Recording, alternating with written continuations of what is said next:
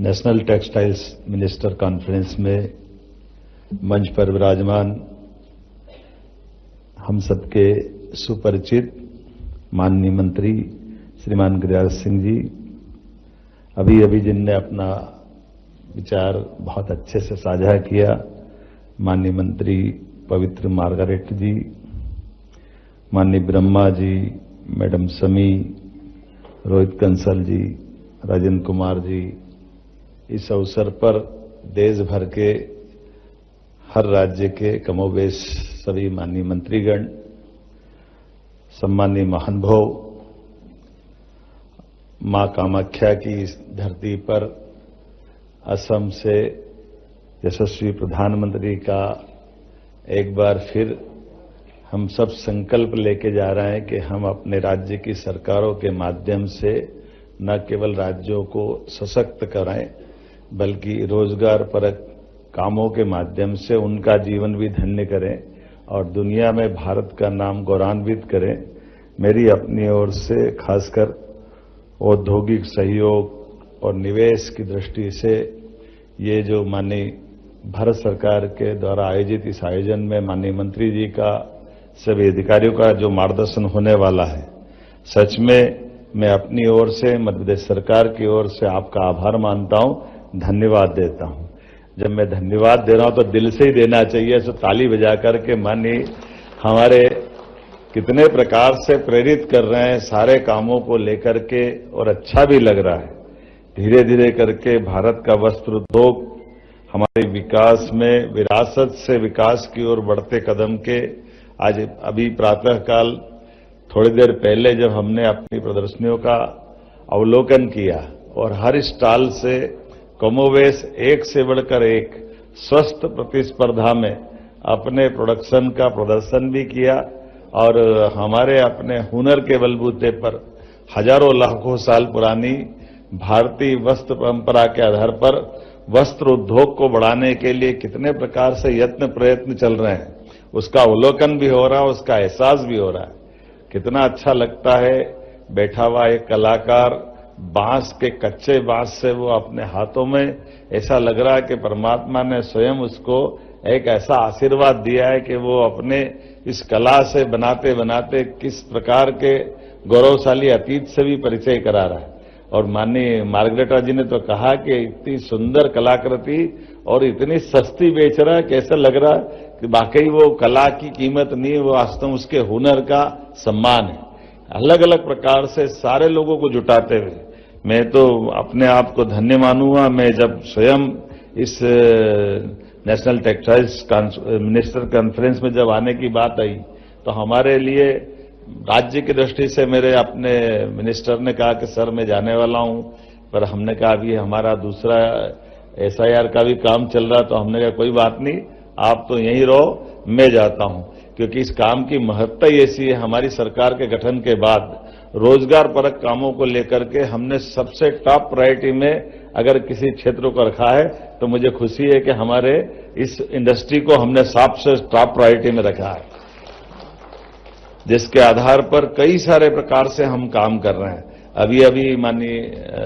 Madam Sameen से लगाकर सभी लोगों ने माननीय प्रधानमंत्री जी के माध्यम से जो 7 PM मित्र पार्क की बात कही थी, सच में हमने अपने सभी प्रकार के कामों में सबकी प्राधान्यता रखी है, लेकिन इसको सबसे टॉप प्रायोरिटी पे रखा है। इसी आधार पर जब इस साल का जन्मदिन माननीय प्रधानमंत्री नरेंद्र मोदी जी ने मनाने का निर्णय लिया है, तो हमने कहा उनका जन्मदिन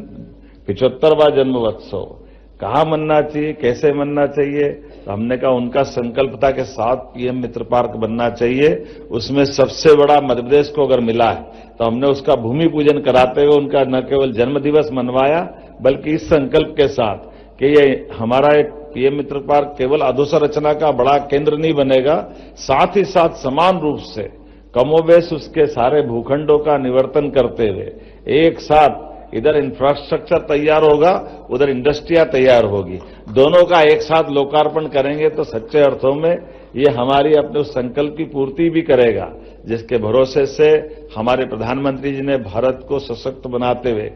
लगातार एक के बाद एक नए अचीवमेंट करते हुए भारत को तीसरी शक्ति की तरफ ले जा रहे हैं। जब हम अपने इस दौर से देखते हैं तो संस्कृति, संस्कार और संसाधनों से मध्य प्रदेश को विरासत मिले टेक्सटाइल गारमेंट्स में हम कई सदियों से आगे रहे, लेकिन आज का दौर तो और अद्भुत है। हमने बहुत सारे प्रकार से अपनी इंडस्ट्री को प्रमोट करने का प्रयास किया है। लगातार कोई महीना ऐसा नहीं जा रहा जब हम अपने राज्य के अंदर छोटे छोटे संभाग और जिलों तक भी हमारी इसी प्रकार की बात को प्रेरित कर रहे हैं, और उसी का परिणाम है कि राज्य के अंदर अब लगातार एक बहुत अच्छा माहौल बना हुआ है। इसीलिए चाहे उज्जैन हो या ग्वालियर, भोपाल हो या इंदौर, जबलपुर हो या हमारा रीवा का क्षेत्र, हर एक क्षेत्र में समान रूप से, और इसी कारण से हमारी तो वैसे परंपरा हमारी अहिल्या माता के समय से, जब माहेश्वरी साड़ी, चंदेरी साड़ी, सब प्रकार के सिल्क को बढ़ावा देने के लिए लगातार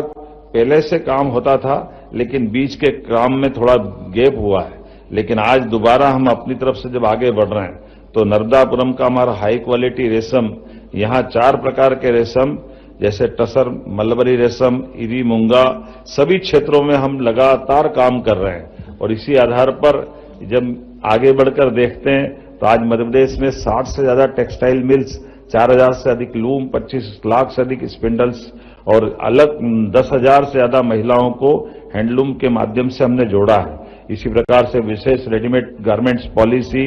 मध्य Pradesh organic cotton, man made fibre, technical textile में तेजी से आगे बढ़ रहा है। खरगोन, बुदनी, लगातार हमारे कई आदिवासी अंचल में भी हमने इसका जोर दिया है, और पिछले 1.5 दशक के माध्यम से टेक्सटाइल की संपूर्ण वैल्यू चेन में हमने 25,000 करोड़ से ज्यादा का निवेश कराते हुए कई प्रकार से लगभग लाखों लोगों को रोजगार दिलाने की दिशा में आगे बढ़ेंगे। आज तो सच में मैं ज्यादा बोलना नहीं चाहता हूं, केवल सुनना चाहता हूं, और उम्मीद कर रहा हूं कि आज के इस खासकर हमारे अपने लिए मां कामाख्या का आशीर्वाद लेकर के हमारा ये पूरा वर्ष 2026 एक नई उड़ान के लिए तैयार रहेगा। मुझे लगता है कि निश्चित रूप से हमारा ये इस अवसर पर केवल 2 जरूर आश्वासन भी देना चाहूंगा और निवेदन करना चाहूंगा कि एक अपना जब अभी जुलाई के दरमियान आपका यहाँ मेला लगने वाला है टेक्सटाइल इंटरनेशनल लेवल का, तो मध्य प्रदेश उसका पार्टनर बनने के लिए तैयार रहेगा, ये मैं आपको आश्वासन देना चाहूंगा। और इसी के साथ साथ आपके माध्यम से मध्य प्रदेश के अंदर भी एक छोटा हमारा इसी प्रकार का हमारे राज्य की दृष्टि से भी आपका एक या मैं मान के चलता हूं कि अगला वस्त्र मंत्रियों का ये जो